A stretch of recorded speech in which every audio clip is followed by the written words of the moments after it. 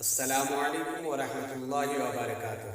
حضرت عبداللہ ابن مبارک رضی اللہ تعالی عنہ کہتے ہیں کہ میں ایک مرتبہ جہاد کے لیے نکلا ہوا تھا۔ راستے میں ایک جگہ میرا گھوڑا گر کر کے مر گیا۔ میں وہاں پہ تنہا کھڑا رہا سواری کی امید میں۔ سواری تو میرے پاس تھی نہیں، جو سواری کے لیے گھوڑا تھا وہ بھی مر چکا تھا۔ میں تنہا کھڑا تھا کہ میں نے دیکھا کہ ایک شخص آیا اور آنے کے بعد مجھ سے کہا، اے عبداللہ ابن مبارک، تو تنہا یہاں کیا کر رہا ہے؟ تو میں نے کہا کہ میں جہاد کے لیے نکلا ہوا تھا، اچانک میرا گھوڑا گر کر کے مر گیا، سواری تو ہے نہیں میرے پاس کہ میں جہاد کے لیے جاؤں، اس لیے یہاں تنہا کھڑا ہوں۔ حضرت عبداللہ ابن مبارک رضی اللہ تعالیٰ عنہ کہتے ہیں کہ اس کے بعد اس آدمی نے، اس شخص نے گھوڑا کے سر سے لے کر کے دم تک کے اپنا ہاتھ پھیرا، اور جیسے ہی دم کے قریب پہنچا اس کا ہاتھ، وہ گھوڑا ایک دم اٹھ کھڑا ہوا، اور اس آدمی نے مجھ سے کہا کہ یہ تو گھوڑا ٹھیک ہے، تیری سواری ٹھیک ٹھاک ہے، لو اس پر بیٹھو اور جہاد کے لیے جاؤ۔ اتنا ہی نہیں بلکہ اس آدمی نے وہ گھوڑا پکڑ کر کے، اس سواری کو پکڑ کر کے میرے قریب لایا اور مجھے اس سواری پہ سوار بھی کیا۔ میں سوار ہو کر کے روانہ ہو گیا پھر جہاد کے لیے۔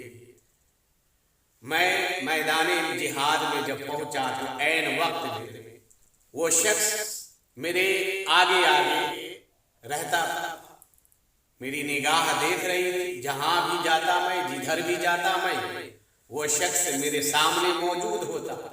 تو ایک بیک میں نے اس کے قدم کے جانب دیکھا، تو میں دیکھتا کیا ہوں کہ جہاں وہ قدم رکھتا ہے وہاں پر ہریالی پیدا ہو جاتی ہے۔ حضرت عبداللہ ابن مبارک فرماتے ہیں، علمت انہ خضر، میں پہچان گیا کہ یہ کوئی اور نہیں بلکہ حضرت خضر علیہ السلام ہے۔ حضرت عبداللہ ابن مبارک رضی اللہ تعالی عنہ بہت بڑے اللہ کے مقدس بندے ہیں اور بہت بڑے ولی۔ وہ فرماتے ہیں کہ ایک مرتبہ میں حتیم میں سویا ہوا تھا کہ اچانک میری کان میں کچھ آوازیں آئیں کہ کچھ لوگ آپس میں گفتگو کر رہے ہیں۔ ایک نے دوسرے سے کہا کہ اچھے یہ بتاؤ کہ اس سال کتنے لوگ حج کے لیے آئے؟ تو دوسرے نے کہا کہ اس سال 7 لاکھ آدمی حج کے لیے آئے۔ تو میں سوچنے لگا کہ اتنے سارے لوگوں کو شمار کرنا تو بہت مشکل کام ہے۔ پھر میں سمجھ گیا کہ ہو نہ ہو یا اللہ کے فرشتے ہیں۔ میں سنتا رہا تو دوسرے والے نے کہا کہ اچھے یہ بتاؤ اس سال کتنے لوگوں کا حج قبول ہوا؟ تو دوسرا فرشتہ نے کہا کہ اس سال جو بھی آئے حج کے لیے کسی کا حج قبول نہیں ہوا۔ تو پھر فرشتہ نے کہا کہ اچھے بتاؤ کسی کا حج قبول نہیں ہوا تو کتنے لوگ بخشے گئے؟ تو دوسرے والے فرشتے نے کہا کہ 7 لاکھ لوگ حج کے لیے آئے تھے، 7 لاکھ لوگ بخشے گئے۔ اس فرشتہ نے کہا کہ جب کسی کا حج قبول نہیں ہوا اور اللہ رب العزت کے بارگاہ میں کسی کا حج مقبول نہیں ہوا تو پھر 7 لاکھ بخشے کیسے گئے؟ 7 لاکھ۔ فرشتہ نے کہا کہ ایک شخص کے صدقے میں اللہ رب العزت نے سارے لوگوں کی بخشش فرمائی۔ وہ فرشتہ پوچھتا ہے کہ آخر وہ شخص کون ہے، وہ خوش نصیب کون ہے جس کے طفیل اللہ رب العزت نے 7 لاکھ حاجیوں کی بخششیں فرمائی؟ فرشتہ نے کہا کہ وہ ابن طلق ہے جو دمشق کے ایک محلے میں رہتا ہے اور موچیوں کا کام کیا کرتا ہے۔ حضرت عبداللہ ابن مبارک فرماتے ہیں کہ جب میں بیدار ہوا اور صبح ہوئی تو میں نے ارادہ کر لیا کہ ابن طلق سے ملاقات کی جائے اور اس کی زیارت کی جائے، اور میں اس کی تلاش میں، اس کی کھوج میں نکل پڑا، دمشق جا پہنچا۔ حضرت عبداللہ ابن مبارک فرماتے ہیں کہ میں اس کو تلاشتا رہا، اس کو ڈھونڈتا رہا، اس کی جستجو میں لگا رہا، لیکن کہیں وہ نظر نہیں آتا تھا۔ حضرت عبداللہ ابن مبارک فرماتے ہیں کہ اس کی تلاش میں، اس کے جستجو میں کتنے دن میرے گزر گئے، کتنے مہینے گزر گئے، لیکن اب تک کہ اس سے ملاقات نہیں ہوئی۔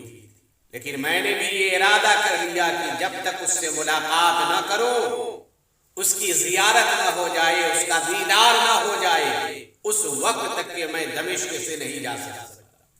حضرت عبداللہ ابن مبارک فرماتے ہیں کہ میں اسی انتظار میں تھا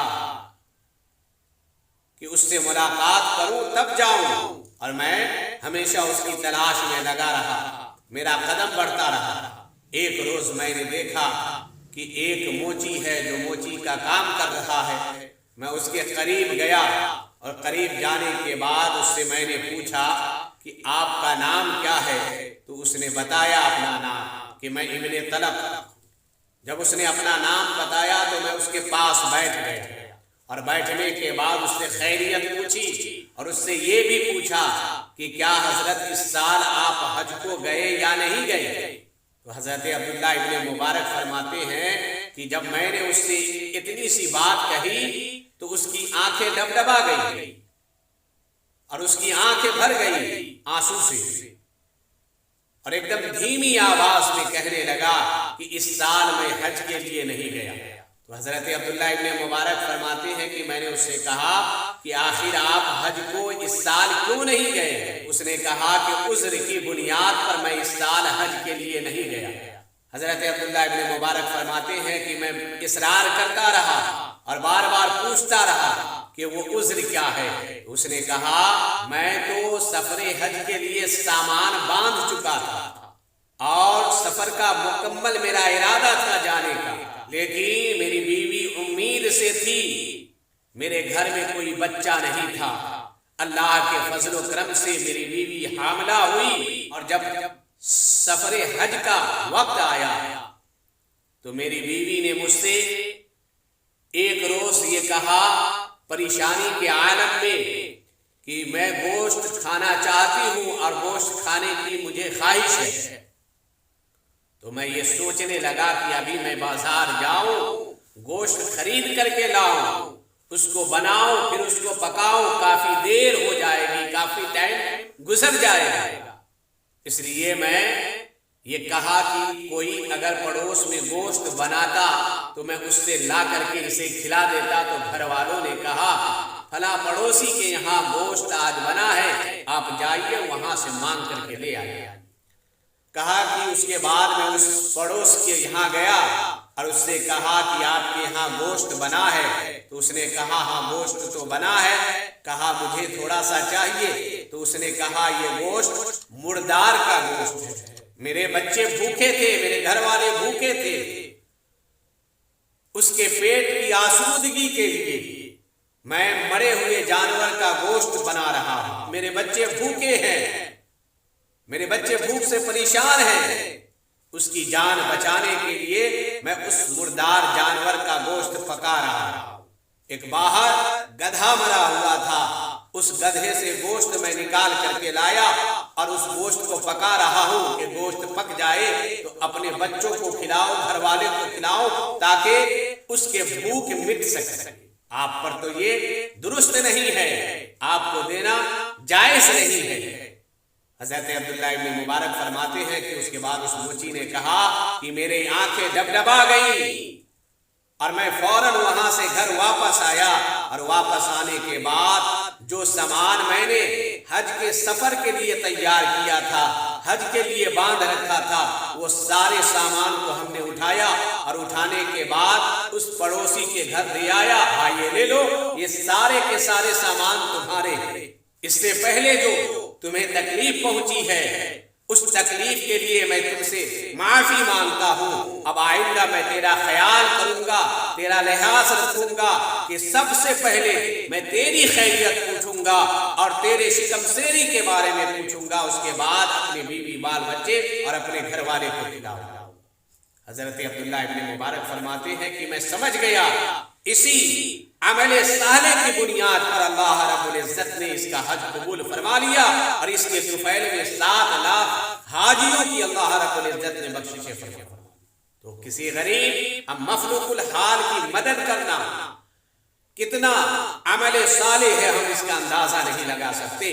اس واقعے سے آپ بخوبی جان سکتے ہیں ابھی وہ شخص مکہ گیا نہیں ہے، طواف کعبہ کیا نہیں ہے، سرکار کے روضے کی زیارت نہیں کیا ہے، صفا اور مروے کا چکر نہیں لگایا ہے، سعی نہیں کیا ہے، رجم نہیں کیا ہے، احرام نہیں باندھا ہے، مزدلفہ کے میدان کو دیکھا نہیں ہے، عرفات کے میدان میں گیا نہیں ہے، مینا کے وادی میں قربانی نہیں دیا ہے اور سعی و رجم نہیں کیا ہے، حج کے کوئی ارکان کو انجام نہیں دیا ہے، لیکن ایک پڑوسی جو غریب ہے، مفلوق الحال ہے، اس کی مدد کرنے کی بنیاد پر اللہ رب العزت نے اس کے حج کو قبول فرما لیتا ہے۔ اس لیے ہم لوگوں کو چاہیے کہ اپنے ہمسایوں کی فکر کریں، اپنے پڑوسیوں کی فکر کریں۔ اللہ نے پیسہ دیا ہے، مال دیا ہے، دولت دیا ہے، تو یہ سوچ رکھے کہ کسی غریب کے گھر میں کوئی بچہ بھوکا نہ سوئے، کوئی غریب اپنے بسترے پر جو ہے بھوکا بے چینی کی کروٹیں نہ بنے، بلکہ اس کی خیریت پوچھے اور جہاں تک ہو سکے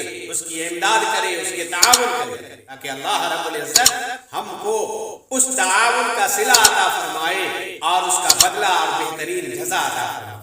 پھر ملاقات ہوگی اگلی ویڈیو میں۔ خدا حافظ، السلام علیکم ورحمۃ اللہ وبرکاتہ۔